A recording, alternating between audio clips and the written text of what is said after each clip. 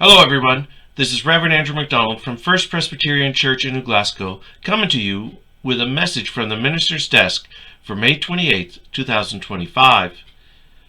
The other day I bought a notebook, not because I needed another notebook, but because it caught my attention. It really had a positive message and seemed to resonate with the new ministry that I've started. On the cover of the notebook, it's written, "We rise by lifting others." This is exactly the message that I'm trying to convey with Downtown Ministries, that we are rising up by lifting or helping others.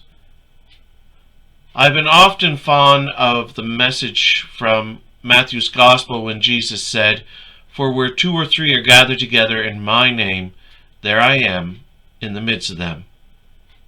This often gives hope that even with shrinking memberships of church attendance, even if it's just a couple people together, that Jesus is with them no matter what the size of the gathering, that every ministry is viable and Jesus himself is with us all.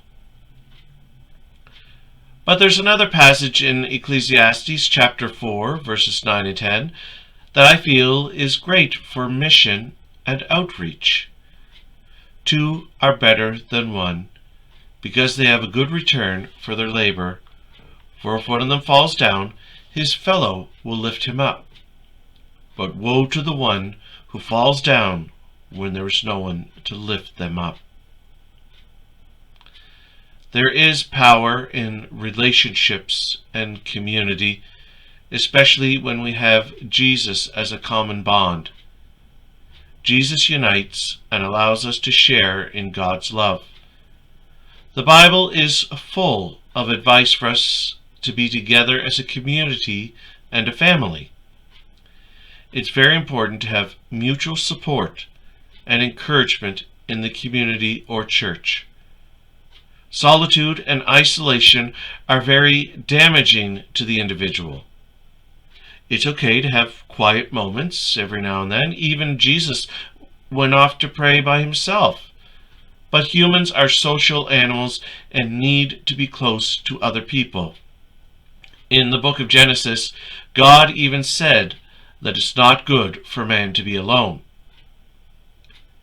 If someone is suffering, it helps greatly to have someone to just be with them, even if you're just sitting quietly with them.